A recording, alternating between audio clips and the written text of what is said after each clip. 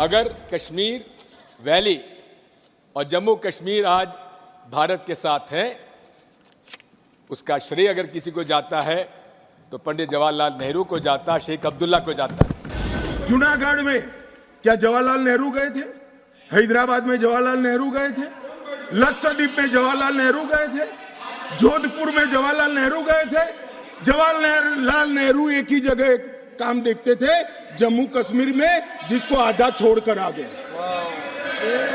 अगर आज जम्मू कश्मीर और विशेषकर जम्मू कश्मीर वैली आज भारत का अंग है, उसका एकमात्र श्रेय किसी को जाता है तो पंडित जवाहरलाल नेहरू पर विश्वास था शेख अब्दुल्ला का, जिसकी वजह से आज कश्मीर वैली हमारे साथ है। रिकॉर्ड पर है, कश्मीर में दिग्विजय जी ने सरदार पटेल का नाम नहीं लिया। एक नाम दिया शेख अब्दुल्ला का, दूसरा नाम दिया जवाहरलाल नेहरू का। अब सुनिए दिग्विजय जी, अब सुनिए, सुनना पड़ेगा, ऐसे नहीं चलेगा। अगर कश्मीर वैली और जम्मू कश्मीर आज भारत के साथ है, उसका श्रेय अगर किसी को जाता है तो पंडित जवाहरलाल नेहरू को जाता, शेख अब्दुल्ला को जाता।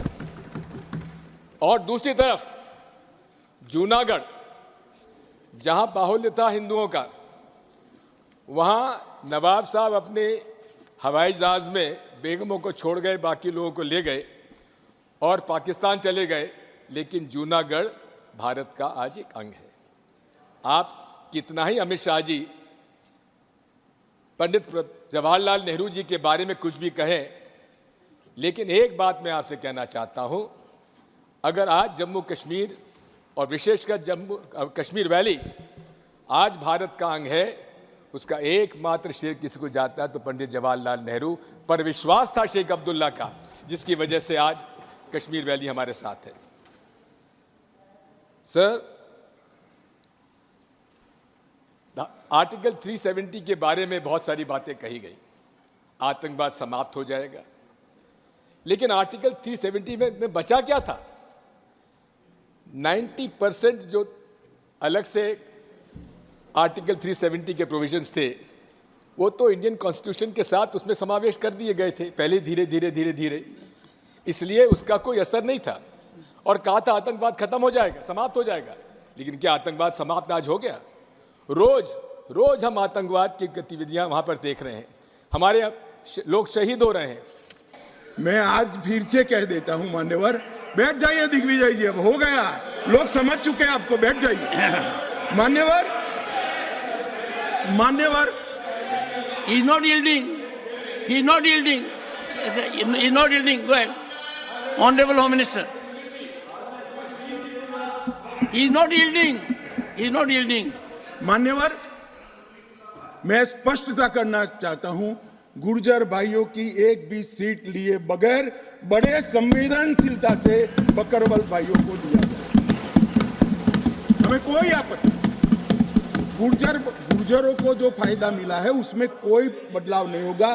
ट्राइबल के सारे फायदे, एजुकेशन में और बाकी सारे नौकरियों के रिजर्वेशन में जितने भी फायदे गुर्जर भाइयों को मिल रहे हैं, पहाड़ियों को मिल रहे हैं, वो पहाड़ियों को जो भी मिलेगा वो उसके अलावे मिलेगा।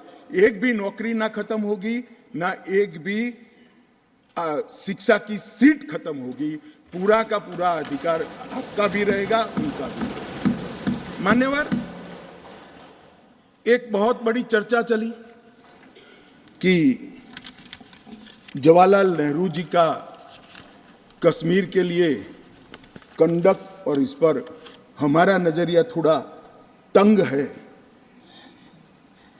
जहां तक तंग नजरिए का सवाल है साहब, देश की एक भी इंच जमीन का सवाल है, हमारा नजरिया तंग रहेगा, हम दिल बड़ा नहीं कर सकते। किसी को अधिकार नहीं है अपने बड़े हृदय को दिखाने के लिए देश का एक भूभाग देश से चला जाए और मूक दर्शक बनकर खड़े रह जाए, किसी को अधिकार नहीं। मैं आज फिर से कहता हूं, ये आरोप से मैं सहमत हूं, हमारा नजरिया तंग है। देश की एक इंच जमीन भी जाती है तो इसके लिए भारतीय जनता पार्टी का हर कार्यकर्ता सर्वोच्चता से संघर्ष करेगा, लड़ाई करेगा और लड़ेगा। हमें कोई इसमें शर्म की बात नहीं। मान्यवर, मैं कुछ बातें कहना चाहता हूं। बहुत कुछ कहा है, अभी कहा गया नेहरू के कारण कश्मीर यहां है, नेहरू जी के न होते तो शायद ये बिल ही नहीं आता और कश्मीर होता ही नहीं। इस तरह से कहा।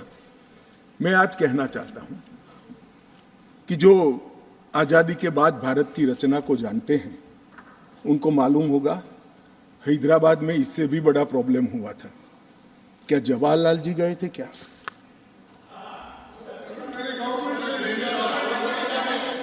तो यहां गवर्नमेंट नहीं, यहां नेहरू। क्या कर रहे हो खड़गे जी? अभी भी वापस आओ।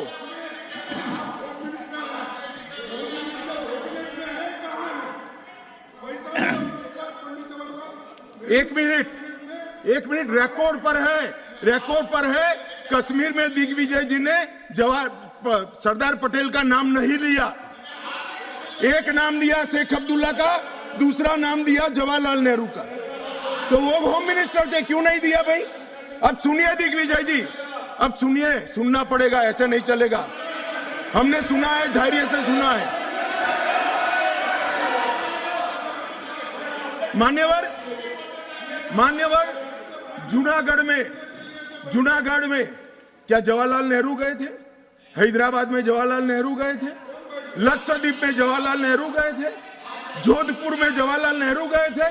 जवाहरलाल नेहरू एक ही जगह काम देखते थे, जम्मू कश्मीर में, जिसको आधा छोड़कर आ गए।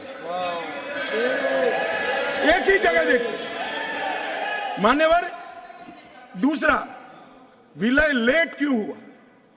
सारे लोग जानते हैं साहब, इतिहास को 1000 फुट नीचे दफन कर दो, वो ऐसा बीज है जो वटवृक्ष बनकर सच्चाई बाहर आ जाती है। सब जानते हैं कि हमारा विलय इसलिए लेट हुआ कि महाराजा पर किसी एक व्यक्ति